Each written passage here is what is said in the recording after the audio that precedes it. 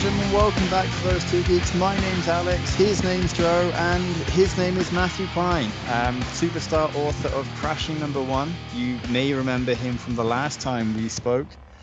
I don't know when that came out, 2 months ago, something like that. I really don't know anymore. I don't know what day it is half the time at this point. Yeah, Matthew, last time we spoke, you gave us a bio in where you currently work for Penguin Random House. You have worked for Valiant Entertainment in the past, and Crashing is your debut comic. And Joe was very enthusiastic about that, and we spoke a lot about that the last time you were here, before swiftly diverging to wrestling and toys, which tends to be what we like to do, apparently. The ironic thing is, since our last chat, I have gotten significantly more into AEW wrestling. It's been a rough week for you then. It's brutal for them. Yeah, don't get me wrong, I enjoy a lot of the storylines, but I've also been kind of following what's been going on behind the scenes. Like, I'm also enjoying this a lot as well. So I mean, it's just reality TV 101 at this point, but it's actual behind the scenes. It's real life now. It really is. It's with this topic because I went and saw AEW at a movie theater last week for All Out. And how was that? Oh my God, dude, Matthew, you got to go. Like, if you have a theater that does it, it's usually Showcase Cinemas. Sure. Go, because you get movie acoustics on a 40-foot screen with wrestling action. Now, we only had like 10 people in the theater, but that worked well because you were like immersed in it. And I've got to say, last week was a great wrestling-wise, product-wise, was a great week of wrestling, period. Clash at the Castle was one of the best pay-per-views I've seen in a long time. From top to bottom. I thought it was going to be a glorified house show. It was so well done. So well done. And then AEW followed up and was unbelievable too. It was the show they needed. And then I watched the media scrum on the way home. Oh God! I was genuinely uncomfortable, and I love CM Punk. Love CM Punk. I had a total breakdown on like YouTube. It was amazing. Have you seen any of this or heard any of it? Me or Alex? Who are you referring to? Alex. I haven't watched it because knowing what was said makes me uncomfortable. But like I've read about it a lot, and I'm like, this is just okay. So I feel so bad for Tony Khan. The worst of it, Alex, is watching Tony Khan sit next to CM Punk like a child. That's kind of why I don't want to watch it, because I just don't want to watch that reaction of him like, shit. He was so exposed. He was so exposed as ill-equipped to handle his talent in that. Absolutely. It's amazing. Could you imagine CM Punk or Phil Brooks sitting next to Vince McMahon with that scrum? Never. 3/4 of the first sentence out of his mouth before, all right, this is shut down, pal. We're done. Or Triple H. Triple H would have done the exact same thing. Like, they would never have allowed that to go past the first sentence. Triple H would have done it better. He would have done it more diplomatically. He would have been like, all right, no, we'll reschedule this for another time. We'll circle back, whatever. He would have given them, he would have been like, listen, it's a passionate time. It's a heightened time. We're going to take a 5-minute break, give the champ a moment to collect himself, eat his muffin, get fueled, and then we'll come back. Like, that's what would have happened. Like, does WWE do the media scrums like that as well? They did one after Clash, actually. They did, but it wasn't like this. No, it was professional. I'm not saying the content. I'm saying you could tell that WWE scrum was set up like, okay, this is what you're going to go in. This is what you're going to say. These are what they're going to ask. You could tell that it was fluid. It was preparation. Like, CM Punk started up with the thing, hey, who fancies himself as journalists? Well, yeah, go fuck yourself. Basically like all of that. That was how it started out. And you're like, okay. But also, we skipped over a very good NXT Worlds Collide show. If you've not seen that main event between Braun Breaker and Tyler Bate, it was fabulous. It was. And I love Mandy Rose. She was the she's a star. Belt on. She was the right person to keep that belt on. Yeah. And yeah, it's perfect. Is she the best wrestler? Absolutely not. But she's No, but is she the biggest, name now? Has she built herself to be the attraction? No pun intended. Absolutely. there was pun intended. But yeah, she the whole week of wrestling, the whole weekend of wrestling was an absolute joy. This one really hurt me because, first of all, I called it that MJF was coming back at All Out. I called this months ago. I said, once they announced All Out was in Chicago, I'm like, boom, that's when he's returning.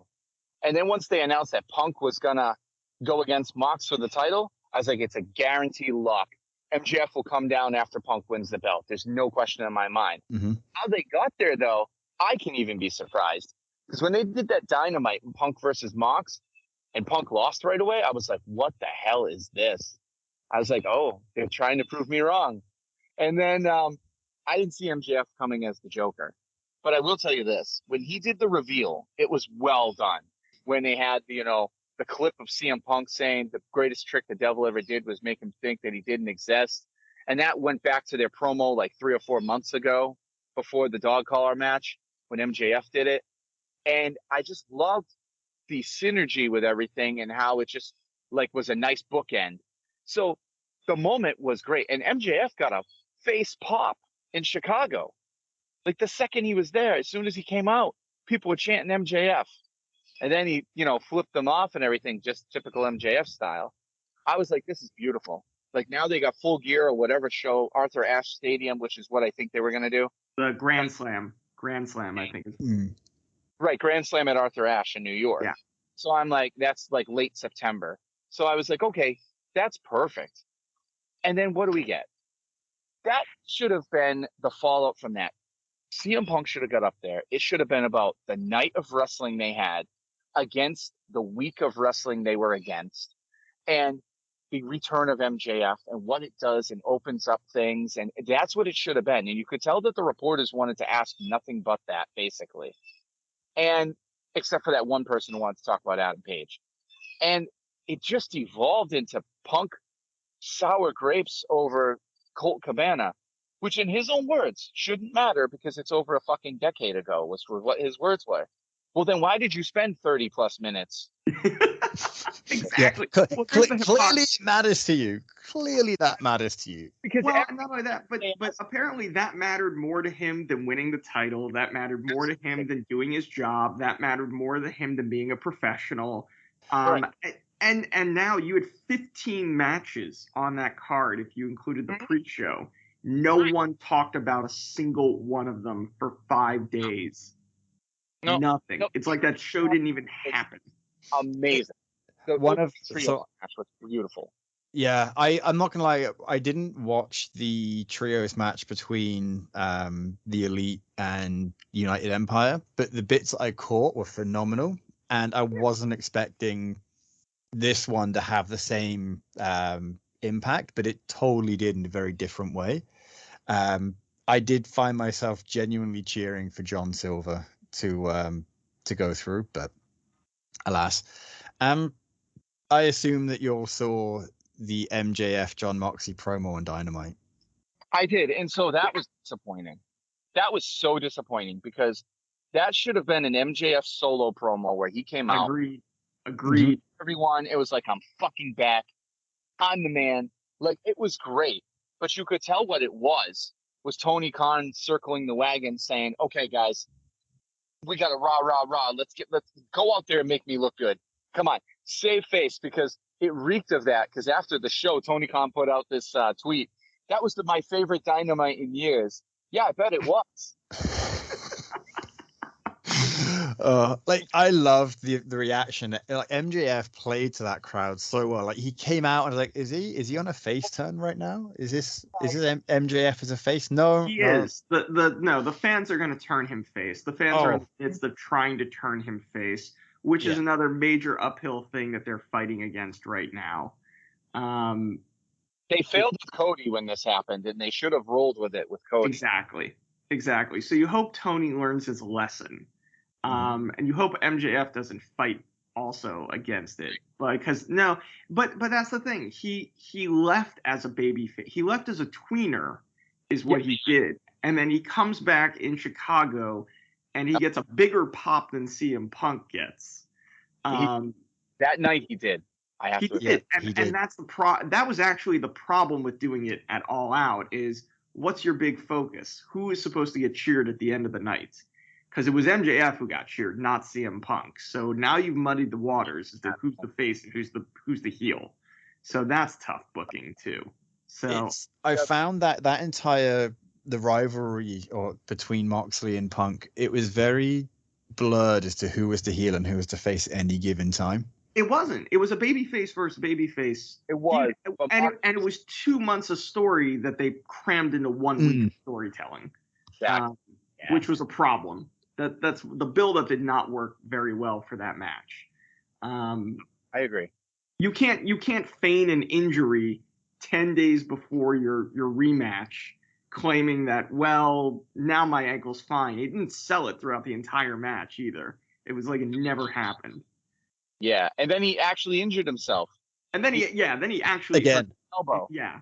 So now he's got he's also like, well, I'm brittle. Like, I'm injury prone now.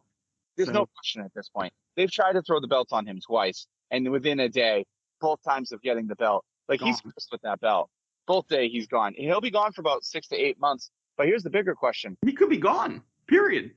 Yeah, that's what I'm thinking. Pending the investigation, do you even want him back? As much as I love him, I'll be happy that I got a year out of CM Punk that I never expected in my life to him to come back. I thought he was done. There you go. But you know what? I'm starting to see some things now. I'm starting to see some things. I team Phil all the way, but yeah, I can see what Triple H is talking about backstage a little bit. I can see what other people are talking about backstage. And, you're seeing it in a new locker room. Is it the locker room's fault, or is it the guy that transplanted there? How come you're not hearing this with Danielson? How come you're not hearing this with Sting? You're not hearing this with Adam Page. You're not hearing this with Cesaro. You're not hearing this with anyone else. You bring CM Punk in, and this shit is devolved. Now, I will say this. Yeah. Him calling the Bucks and, EVPs who couldn't manage a fucking target, that's some bullshit. Because the Bucks, Cody Rhodes, and Tony Khan made that show a global force without CM Punk before he even showed. Mm-hmm. Has he added to it? Yes. But not in the way he expected. He, after the first 2 weeks of his return, the luster kind of came off. Because they put him against nobodies. They should have put him against big marquee matches. You should have been like, okay, he's back. We don't know how much time he has. Let's get all the dream matches out right now. Instead, they're like, let's put him against Dante, whatever, and this and that. And I'm like, what the hell are you doing? It's interesting. He wanted to be the Terry Funk role, but that's what you do after you get one more run with the title. Yeah, you go big first. You capitalize on the buzz. You win the belt. You put it on him, and then after a 6-month run or whatever, then you work your way down the card as the Terry Funk role, putting over the young guys.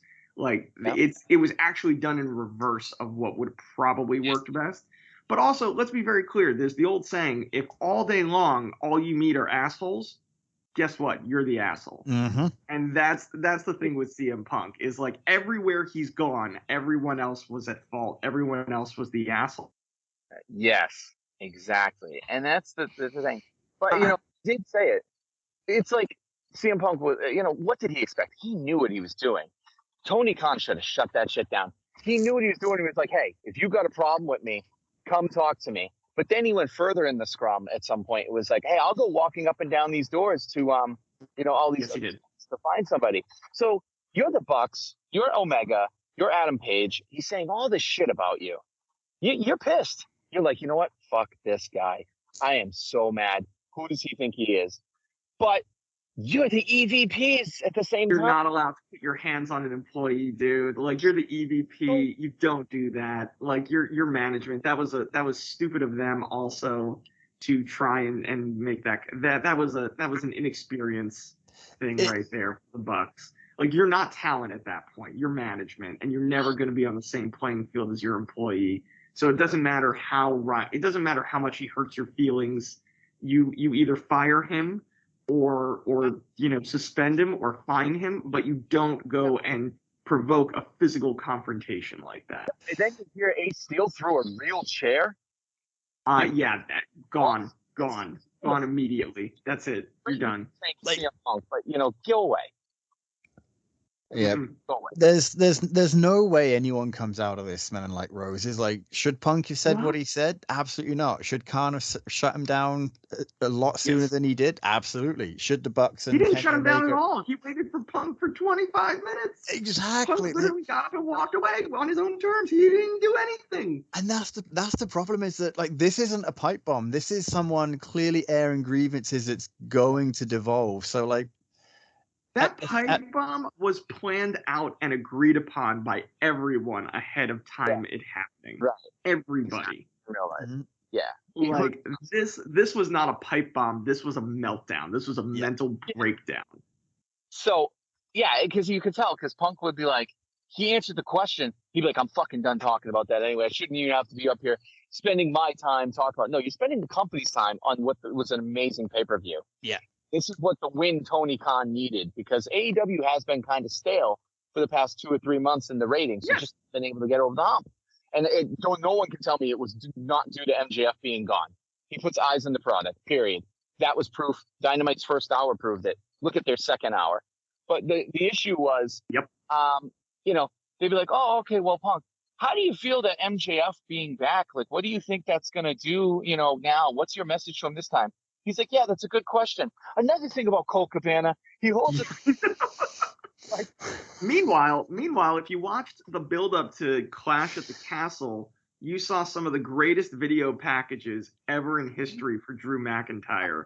I know. Building up a new megastar again for that brand, potentially. Like, can we just marvel at Gunther and Sheamus for a minute? Because that was the match of the night. Absolutely. That was the match of the weekend. Like, that thing was unbelievable. It was. Unbelievable. Alex, if you've not seen this show, here's the good news, Alex. It's only 6 matches. So you could skip all the middle stuff. I would just watch that Intercontinental title match between 2 guys who beat the holy hell out of each other, and it was beautiful. And 62,000 people were cringing and oohing and ahhing the whole time. Cannot recommend it enough. Clash at the Castle is magic. And hey, it's tough to make me jump out of my seat with disbelief, because again, I'm what we call a smart. There was a couple heart attack moments that I thought Drew McIntyre was going to get the belt. Absolutely. A couple heart attack moments. I was like, oh, holy shit. Now, it's not because I don't dislike Drew McIntyre. Very far from the case. I happen to be a huge supporter of him. It's just this run of Roman Reigns needs something so epic to end it. It can't be a guy he's beaten 2 times before. I'm sorry. It's the same way I didn't want Brock Lesnar to get it. Come close, but don't get it.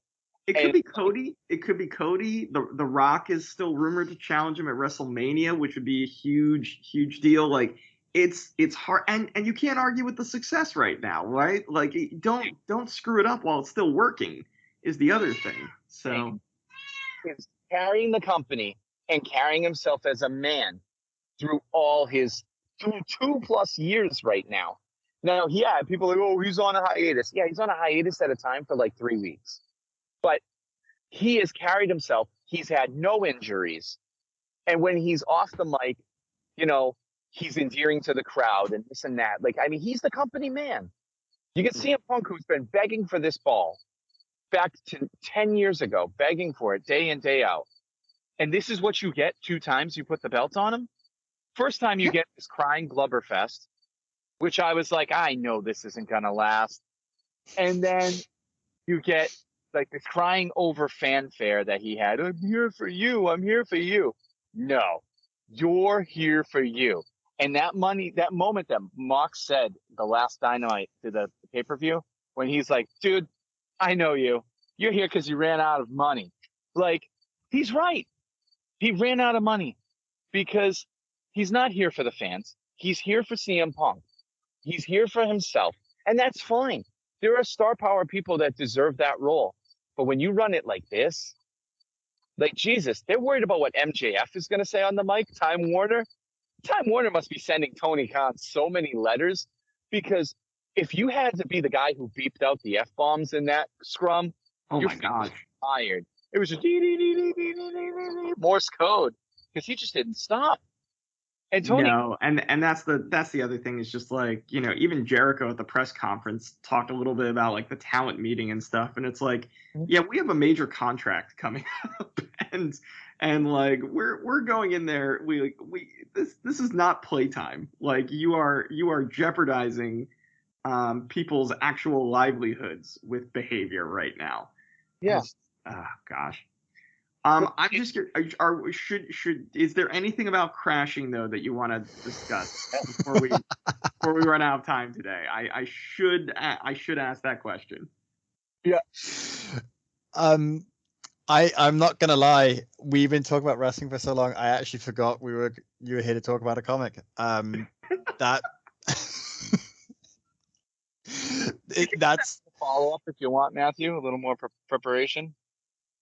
Listen, whatever you want. I'm here for you. I just wanted to make sure like that we're covering everything you need. Fun talking to you. Like, we thoroughly enjoy talking to you. Absolutely. Crashing on sale September 21st. Please go pick up a copy wherever comics are sold.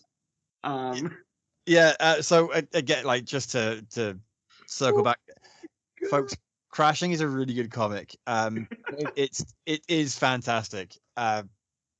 And clearly we're excited to talk about wrestling as much as we are the comic, because that just happened to be what the tangent went off on. It's one of those things. The timing doesn't always work out, and we had some technical issues earlier today, so we're tighter on time than we typically would be or would have liked to have been. And clearly we're all passionate about wrestling, and it's one of those things. I don't tend to watch WWE. I was almost called it WWF then, which shows my age. But yeah, I've recently started dipping my toe into AEW, and I can locate the Crashing or the Clash at the Castle, so I will watch the Sheamus. Crashing at the Castle. Please do. Yeah, I completely forgot what my exactly what it was there. So yeah. But I want to close. I mean, if we're closing, I can sense Alex is trying to wrap. But I wasn't. But I mean, if that's fair. Yeah, I've got time. I'm still good to go. I'm still good to go. So I just want to say this: Tony Khan, I think, is an amazing person. He seems like a genuine human being. He's a fan. His eyes light up every time he talks about his own product. That's somebody that you want, running a wrestling business. Problem is, it's not somebody you want running the talent. He needs to absolutely hire a talent relations person at this point, because he is too much of a fan of these people himself to do his job. Because first of all, I have no problem with anyone in a hoodie. That's probably how I would be a manager. That's probably why I'm not. But I like, he's just in a nondescript black hoodie. He's a freaking billionaire. He's worth more than Vince McMahon, like 2 or 3 times. But he came off as a little kid who won a ticket to sit next to his hero and just was in utter shock and awe. Like, his eyes blinking is just wonderful enjoyment. But then he'd slow sip his coffee every time, or he'd shake his head, or like cringe at something he'd say. You're just like, Jesus, that is not your CEO. Is that your CEO? Like, I had a friend watch it, and he's like, who's that kid next to him? I'm like, that's the CEO. And he's like, what? I'm like, yeah, picture Bob Kraft from the New England Patriots just like sitting next to, Bill Belichick or Mac Jones going off like that. They would lose their mind. They would shut it down and be like, we're experiencing technical difficulties. We'll be right back. Tony Khan just let it go. And then what happened? He had an oh shit moment later in the scrum where he said what he wanted to say to CM Punk in a point. I forget what match they were talking about and what talent was up there with him. But all of a sudden, Tony Khan goes, I'm not going to fucking take this shit anymore. I just want to let you know, I'm not taking this fucking bullshit anymore. That's it. And everyone was like, what was the question again? Because he just had like PTSD moment where he snapped like three parts of the scrum down the line. And that's embarrassing. It really is. It really is. And I feel bad for him, because like how I don't feel bad for him. It's your job. You have billions of dollars. This is your job. You knew this was your job going in. So I can't feel bad for a guy with multiple billions of dollars who doesn't know how to interrupt somebody. Like, I'm sorry, but that's your job. I will never feel bad for someone in that position. No, like, come on, dude. Like you said, it was pathetic how bad he was exposed. I mean, his father runs the Jacksonville Jaguars. Now they're a shit football team, but they have a history of running shitty franchises. Let's be very clear. AEW is the best any con has done running a business so far. They're horrible at running sports franchises. It's just, it's unreal though. But yeah, the biggest faux pas is on the Bucks and Omega, because not that I disagree that they should be pissed off. I'd be freaking pissed off too. But you are management.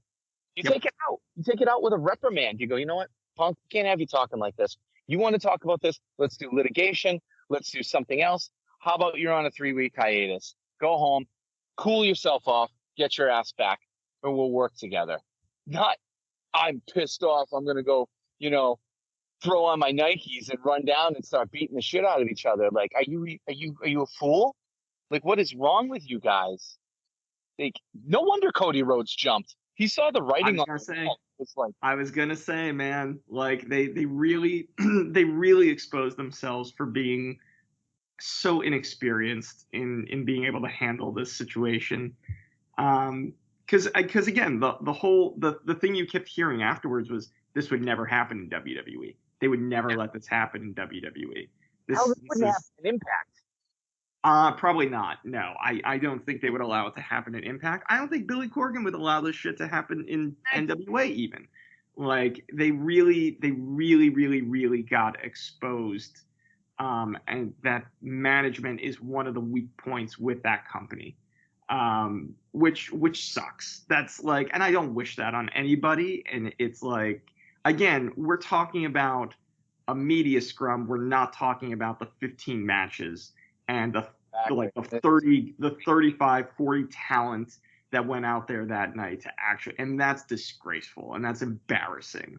And it's just a real black mark against the company. What about the sleeper of a match with, Keith Lee and Swerve Strickland against the Acclaimed? That happened? I forgot. People were so hot for that match. Like, you built stars coming out of All Out. You've done such a great job product-wise in the in-ring action. I will say this, AEW is still superior to WWE in in-ring action for pound.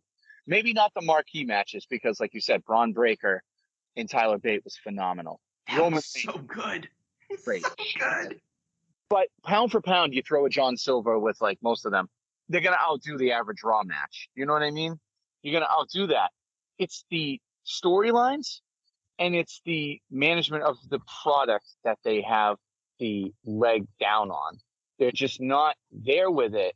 And you got, for every guy, you got like Jericho, you got a guy like CM Punk who's just unhappy. Look, Malachi Black, he's going to go back as Aleister Black. I didn't expect that. That was quite a quick one. He's gone. Oh, Bobby Fischer's gone. If Keith Lee could leave right now and go back to WWE, he would. He would. Same with Samoa Joe. Same with William Regal. If they could leave AEW right now and go back to a Triple H run WWE, they'd jump out of their contracts in a heartbeat. They really would. Triple H is going to do wonders with the WWE product. He has a better mind for the current trend of business than Vince McMahon.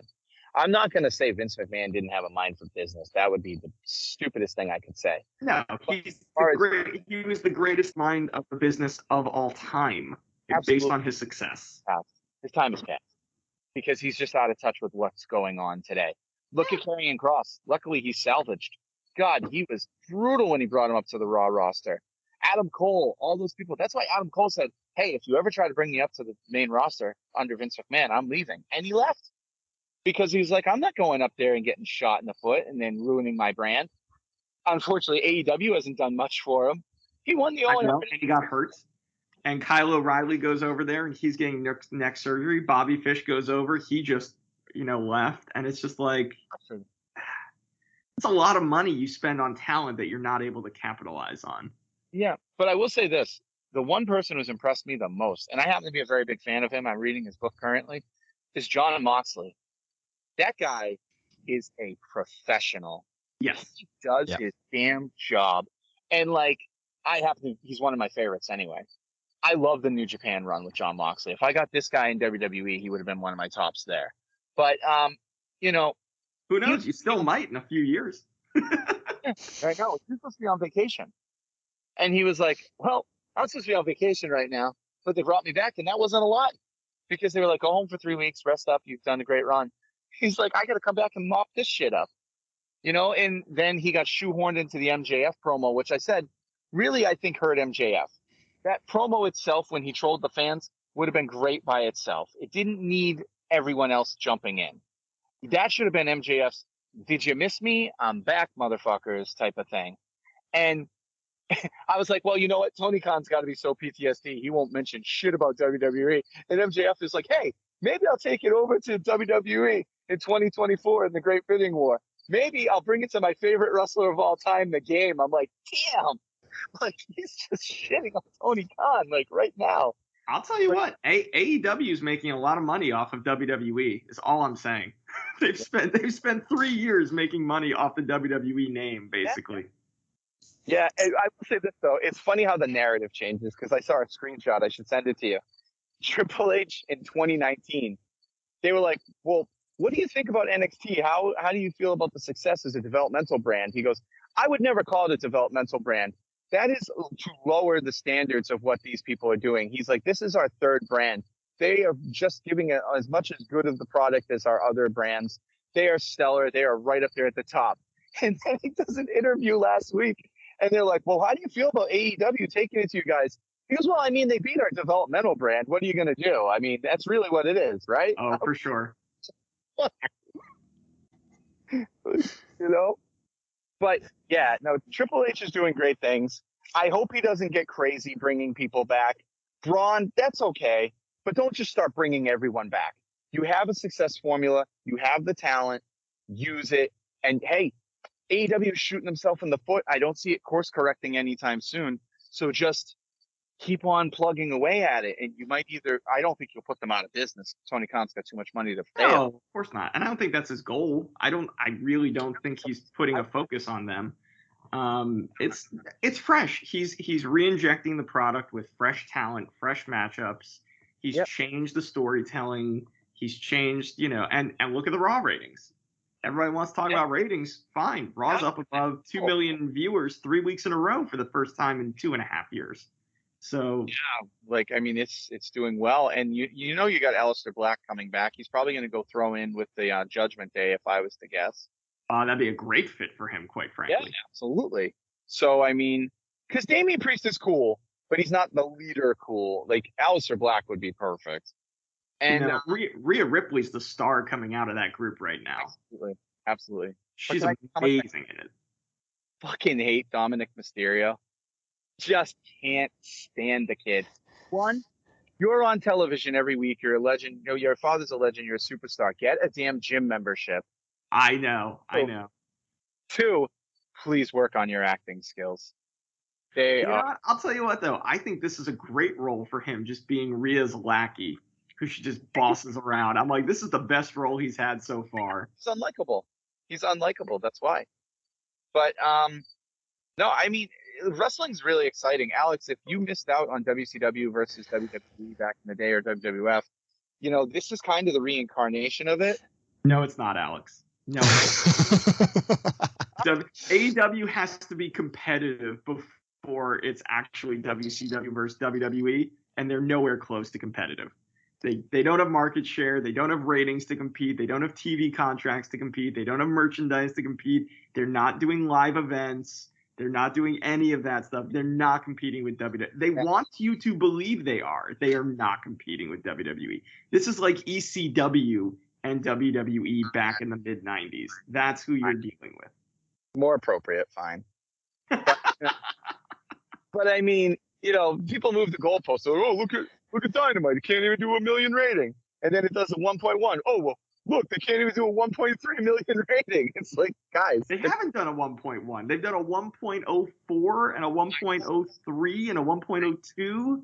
They're not doing a 1 point. And to your point, if you look at those ratings this past week, if they had not done 1.2 million in the first 15 minutes, they would have averaged under a million again. It was only because of the factor of wanting to see what it would be like in the first segment. It's the only reason people tuned in, and then they tuned out the entire rest of the show. Yeah. Well, what was we'll see what happens this week. I'm very curious. That title on, by the way. Me, it's Danielson all the way. I think it's the only. I agree. You've had him there for now over a year as well, and he's been consistent. And just give him the belt. He's your number one guy right now. Yeah, because Moxley's had it twice. Yep. And give him a little bit of a break. It's not going to hurt him. Sammy Guevara, please don't fucking give him the belt. I like him, but he's a mid-carder. Don't give him the damn belt. Darby Allin, I like him too. Don't give him the belt. Jericho, I wouldn't mind, but he was the inaugural, and I think he's still to this day the best run of the champ. Maybe Moxley's second run was as good, but give it to Danielson. He'll tear it up. He'll tear it up with everybody, and then eventually have MJF cash in on him. I agree. Like MJF still has his casino ladder win, so he's got a guaranteed title shot no matter what happens in this tournament. So, right. So what you do is you have Danielson win, and you turn Danielson heel over his run, and then you turn MJF babyface, and then you put them together at one of the big fours for them.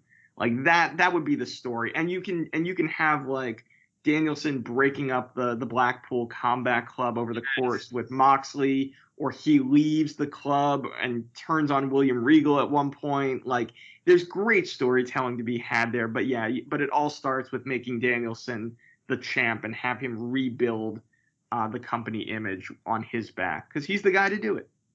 He is the guy to do it. He's a consummate professional, and he's the guy to do it. And, I'm up great matches with everyone. It will elevate everyone he's in the ring with, bar none. Absolutely. I'm a little sad, though, with the CM Punk run, because the one match I wanted more than anything in the world when he came to AEW was Punk versus Omega. And I said, we're going to finally get this. And there was just no plans to do. I see why now. Yeah. Like, it's sad because that was your money match. Like, whoever had the title at that point was perfect. Hell, even without the title. But I don't think you'll ever get that to fruition, because if I'm Tony Khan, I have to be quite honest. I have to let CM Punk go. I have to let him go. And you're going to be paying out his contract, too, for millions of dollars. Like, there's just no ways around it. I mean, he's going to rehab for, 8 months probably? Yeah. It will cool down by then. But, I mean, he comes back. You don't have a guarantee that he's not going to injure himself match one. So it's like. I also feel like if he comes back, he'd probably reopen the wound, because that's what he seems to like to do, is that he would run his mouth on a promo. Enemy. Yeah, like, and his own worst enemy. There's no question about it. Yep.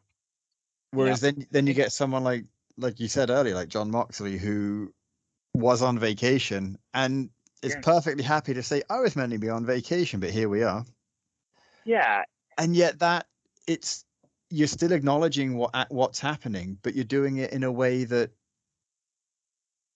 it's much more respectable the way he's doing. He's still acknowledging the shit, and that he's meant to be on vacation, that shit went down, but he's not throwing anyone specifically under the bus, even though he's absolutely throwing people under the bus by saying that. No, he did not name anybody. He did not name Punk. He did not name the Bucks. He did not name Omega. He didn't even really say what. Like, if you didn't know what happened, you wouldn't really know what was going on. And so that was the issue. That was my issue, because Bully Ray said this too, and I'm not the biggest Bully Ray fan, but Bully Ray said this on 5150. He was like, that was where Tony Khan screwed up. Tony Khan should have came out at the top of Dynamite if he was going to be there, since he was. Should have came out and been like, listen, as you all know, there was an incident last weekend where it's a shame that we're not talking about of the greatest, night of AEW's career, product-wise. And he should have publicly addressed the Bucks, CM Punk, Adam Page, and everyone involved, and said, this type of behavior will not go in this locker room and in this franchise. And due to that fact, no one is above the brand. They are all suspended, effective immediately, resulting in a title tournaments. We will not have an interim champion due to their actions, because please, no more fucking interim champions. And then Thank you. Then have the show. But if you're a casual fan who missed All Out, you're like, what the hell is going on? Who's what's? And this is again on Tony Khan, who's got billions of dollars. You've watched wrestling all your whole life. You proclaim to be amazing at it and promoting it. Then do it. Take time out of your coffee or whatever's in that cup, and just friggin', do it. I will tell you this: Tony Khan has definitely got some substance problems. There's no question.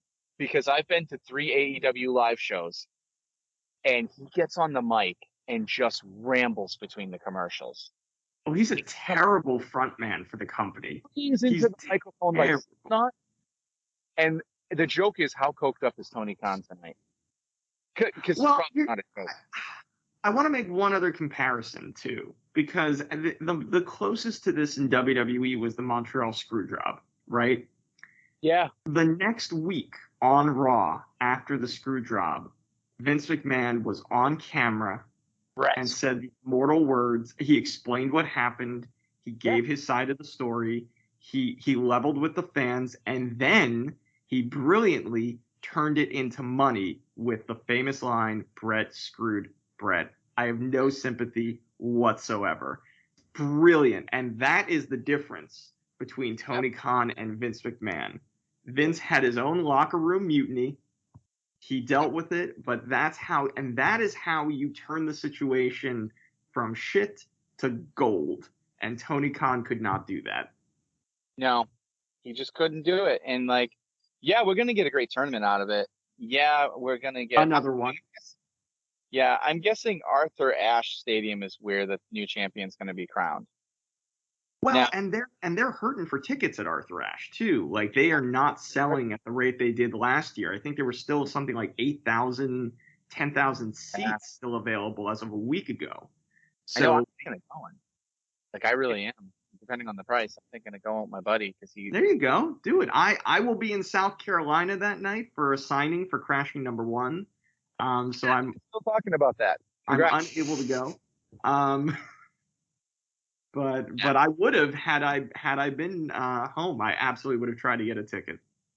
We definitely have to meet up, Matthew, and do a wrestling show at some point. I'm all for it, dude. If you're at New York Comic Con, let me know. We can meet up there. But no, I'm trying to get possibly out to Mania next year if a ticket could even be found at this point. That's Hollywood, right? It's Hollywood. Oh my God, I can't even imagine what the tickets are for those right now. I mean, again, they've sold 100,000 already. They're almost out. They'll probably release a few thousand more, hopefully, over the next 6 months, but we'll see. Right. But I mean, this was very unexpected, but I was super happy because when he announced that you were coming on, I'm like, oh my God, I know I'm not supposed to, but I've got to at least sneak in the AEW from and get his thoughts. And, well, we got the thoughts, but I mean, it's a good time to be a wrestling fan. Eric Bischoff said it best: controversy breeds cash if you do it right. And they have potential to turn this thing around so fast and make gold out of it if they make the right moves. Like I said, step one is definitely giving Danielson the title. Let him have a little run, no more than 6 months, because you can't tease MJF too long, right? You can't do it that long. I'd say by the January pay-per-view, it would be time if you didn't pull the trigger. Or even Full Gear if you have to, but I think Full Gear might be pushing it a little too quick. But, that's your option. No more interim champions. If champions go down due to injury, they vacate the title. No more interim champions. You got an interim women's champion. I mean, come on. And it's no sense right now. No sense. Oh.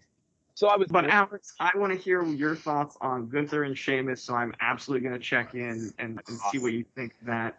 And if you think, hey, this is great, and you want to see what else is good on the show, the Seth Rollins Matt Riddle match is phenomenal. Absolutely stupendous storytelling. Can And I? you talk about a personal grudge match. They went Yes. hard at each other. It was Can great. Can I just say on something on that? So Sure. I have been out of Raw for so many months. I usually just am guilty of watching the pay-per-views with my buddy, and I completely missed that Raw with Matt Riddle and Seth Rollins, which Dude. way they played it, because that video package took me off guard because it was such a brilliant way to do it. And Yup. Seth Rollins is the master of that. And he was like, yeah. He's like, oh, we're going to find out who runs the, who's the real. No, we're going to find out that there's only one husband in the family, in your marriage, and it's your wife, Becky. And then he was like, cut, but you knew it was still being filmed. They blurred the line. And he goes, hey, Riddle, you there? And he goes, yeah, what's up, bro? And he's like, yeah, you want to talk about my family? Let's talk about yours. Oh, that's right. You ain't got none. Your wife left you and your kids don't want to be around you. You're such a freaking loser. And then just watching Matt Riddle flip out with bleeped F-bombs on WWE TV, which does not happen. It does not was happen. Amazing. It took that match to intrigue so quick. Yep. And you know that they're working together. They're professionals. They're professionals. And they're not going to get into a fist fight behind the scenes. They're going to make money in front of the camera. And now you've got a hell of a rematch for Extreme Rules that warrants an extreme stipulation. Yeah, that should be the main event because Roman's not going to be at Extreme Rules. So That that could be. I think it will be. I hope so. I can't think of anything else you would worthily put on. Man, it's gonna be. I can't wait. I can't wait to see the follow up this week on Monday. I really can.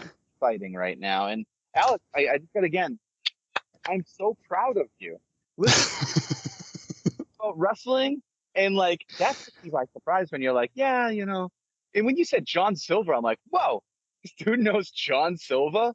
Like, how the hell? He's C-list on AEW. You know what I mean? And you know him, and you're like, yeah, I'd like to have John Silva. I was like, I enjoy like John Silver. Like, I love the fact that he's a lot stronger than he looks given his size. Yeah. Right. Like, and I think he gets some really good movement in his matches. Like his, when you're watching him and Alex Reynolds go at it, it's phenomenal watching the tag team duo between the, I can't remember. There's a sequence of moves that they'll do, and it's like clothesline, couple of drop kicks, and then it usually ends in a German suplex or something. And I love watching it every time. It's like it's just seamless the way it goes through. Like they're not your high flyers like your Bucks or Young Hardys or like they tend to be more ground based, but it's beyond other than FTR. They're some of my favorite tag teams to watch is the Dark Order. Oh yeah, and the Dark Order, Evil Uno is one of the biggest toy collectors. So I watch it. There's a lot of toy collectors on AEW roster. Oh, I'll bet. Yeah. Yeah. But no, every time I see Alex Reynolds, I always laugh my ass off. Yeah. Oh yeah, I have total hair envy with him as well. Yeah, that's fair. But it's just a great time for wrestling. Let's see what comes of it. But next time we have you on, let's keep it all crashing. We'll try. Unless it happens. If I can do a quick plug before we wrap up. Please do. So I got a big signing tour for Crashing that I'll just give a quick shout out to folks with on September 21st for Day of On Sale. I'm going to be at Borderlands Comics and Games in Greenville, South Carolina, Flair Country, as it were. They did a retailer exclusive cover by Veronica Fish, and all proceeds for that cover are going to the first responders charities Tunnels to Towers. Means a lot to me that they're doing this. It's a great cause. Crashing is about a first responder, so this is really near and dear to my heart. So please, if anybody's out there and you want to support a great cause and get a great book with a beautiful cover, definitely take a look. On Thursday, September 22nd, I'll be at Sailfish Comics in Winston-Salem at 5 p.m. Saturday, 24th, I will be in Bedrock City Comics in Houston with artist Morgan Beam at the Galleria from 1 to 4 p.m. local. And then Sunday, the 25th, I'm scheduled to be at Third Eye Comics in Annapolis, Maryland for a signing down there. So if you're in the area, the DC area, feel free, come on by. And then the following Wednesday, on the 28th, I'll be at Bulletproof Comics in Brooklyn. And then after that, we've got some great signings on October 9th at Eastside Mags in Montclair, New Jersey. And then for issue 2, October 19th, I'll be at Forbidden Planet in Manhattan.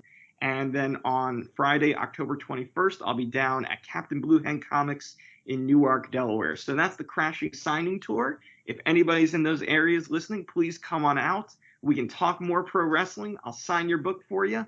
I'll even give you a shout out on social media. We can film something, whatever you want. Would love to meet you. That's awesome. I mean, I wish you were coming a little closer to Massachusetts, but maybe I might make the New York Forbidden Planet, because I've never been to Forbidden Planet and I've always heard great things about that store. I worked there for about 4 or 5 years. I still my local comic shop as well. So if you come down, I'll make sure you get the hookup. Are you local in New York? Is that where you are? Yeah. I'm it's weird. I'm actually like between West Village and Chelsea in New York. Okay, so I will have to make the trip out there. I mean, it's a matter of, 4 or 5 hours, 5 hours. But I mean, it would be worth it to just get up there, geek out, and just chit chat. And, look, if I can make it to Survivor Series, if such a ticket exists, I'll let you know. Dude, there's a Survivor Series is in Boston. Madison Square Garden? Oh, Boston. Oh, that's right. I was about to say. Yeah, no, please. You know what? As a matter of fact, I'll have my buddy Don Fennell, who has the media hookup. I'll have him talk to people about Survivor Series, because we're owed a big show in Boston. We missed out on 2 Raws for some reason, so they owe us. So we'll talk to them about that and try to get a third.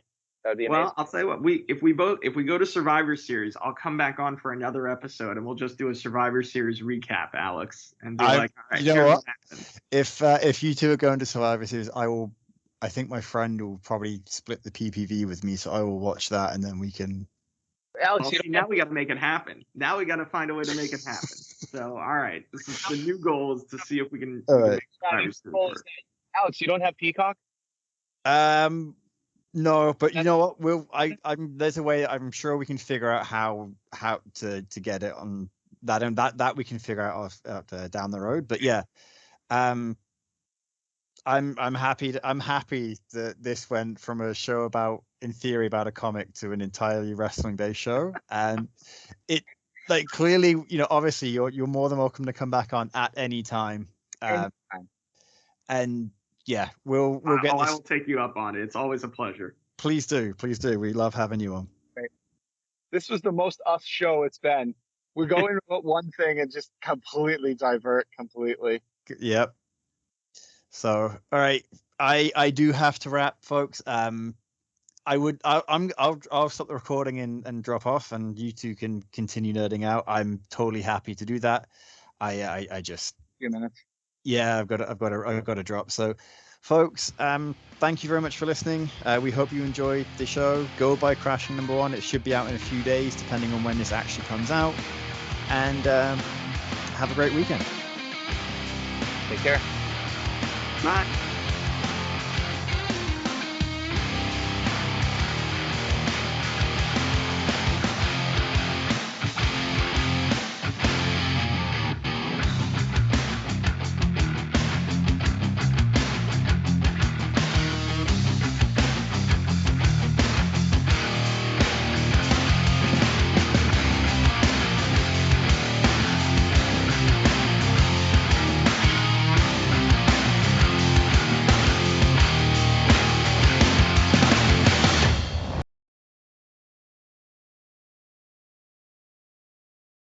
Hey, thanks for watching the previous video from Graphic Policy Television. Just by watching, you help support our site. Thank you so much. Now, if you're watching these videos, you probably care about geeky things like movies, television, comic books, toys, games, video games, you name it. You can go and subscribe right now to our YouTube channel to stay in touch and catch all the new videos, or check out our website at graphicpolicy.com. There's a nice link on this end of the video. But as always, thank you for watching. Keep on rocking and keep it geeky.